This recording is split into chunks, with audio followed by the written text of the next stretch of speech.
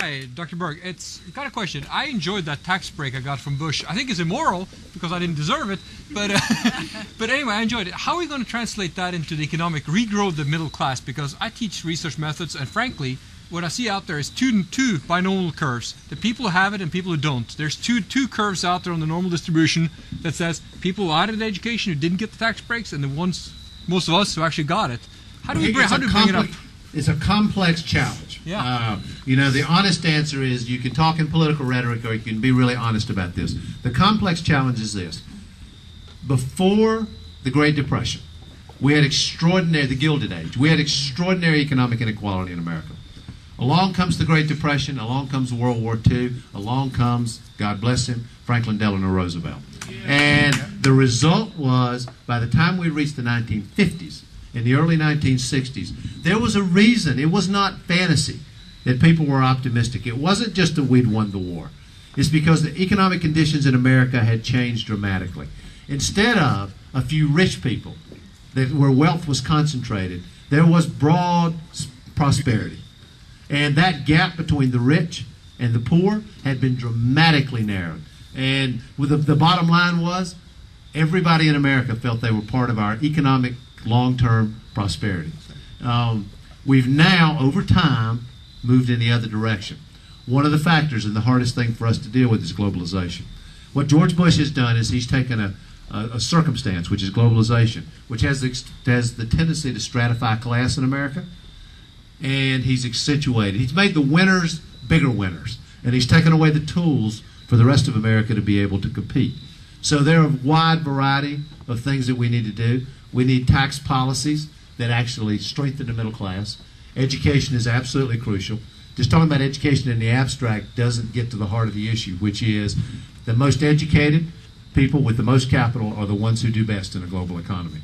And we have to have the most creative, most innovative, most educated workforce in America. Now, by the way, I didn't talk about this, and I don't have a solution for it, but I do believe post-college, postgraduate school, we need a learning infrastructure in America that doesn't exist today. For example, our human capital does not stop at age 23 or 24. When somebody's 40, 45, they can continue to learn. They continue to increase their productivity. And we do it in an ad hoc way now, but we don't have any systematic way to do it. And nobody in the world basically does. If we were to develop an effective learning, long-term learning infrastructure for our workforce, it could literally change everything. And so we're actually thinking about and working on that too. But the bottom line is, I think it's a combination of a healthcare system that eliminates those pitfalls that I talked about earlier, an education system that makes us much more effective in the world, driving kids, as many as possible, into higher education.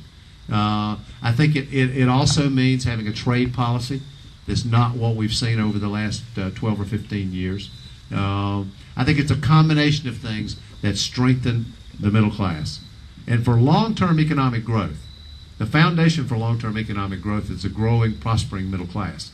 You can have short-term economic growth with just a few people at the top experiencing it, but you cannot sustain long-term growth because the way to conceptualize it, you just don't have an adequate foundation for it.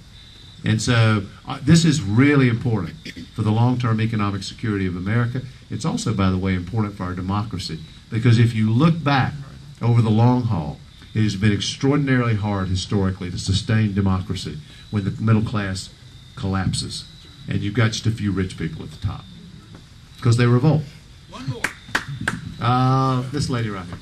I think one of the biggest problems in this country is that not enough people get out and vote. And how do you increase voter turnout? It's not an easy thing. I think that people are enormously cynical about politicians. I think they're cynical about the voting process. I think there are a lot of people who think their vote either doesn't count or is not counted, both those things.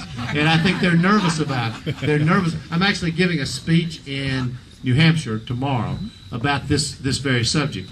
And there are a variety of things. Changing our campaign finance laws, having real public financing. We don't have it yet, so I need your money. But until we have it, I mean, once I'm in office, I want to push with everything I've got for real public financing for all of our campaigns, because that's the only way to ultimately solve the problem. I don't trust electronic voting machines. Probably it's from my own personal experience, but I just don't. And I think we ought to change our voting system. We ought to have a little patience. We ought to go back to paper ballots, and except for disabled Americans who have to have a way to vote. We need to protect their rights and ensure that their rights are being protected. And then finally, I think to get people excited, you have to do more than call on people to go to the polls and vote. You have to call on them to take responsibility on a daily basis for their country. What's happened is politicians think the safe ground is to talk about what they're going to do for you and you taking responsibility for yourself, right? Personal responsibility, right? We're going to do all these things for you, and you take responsibility for yourself, and we'll make this work. What about you taking responsibility for America? What about not depending on one person, the President of the United States, to solve all these problems? I mean, all of us have to engage. I mean, for example, on global warming, I talked about earlier, Al Gore's thing. Without us conserving in our homes and our workplaces, without driving more fuel-efficient vehicles, you can't spend and innovate your way out of this problem. It's not possible.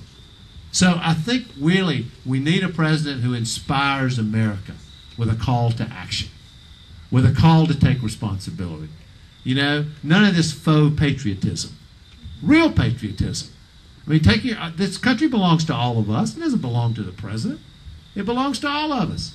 And all of us should be proud of it. But if we're going to be proud of it, we're going to all have to take action and take responsibility for it. And I think that would completely change the engagement of the American people in the voting process. Thank you all very much.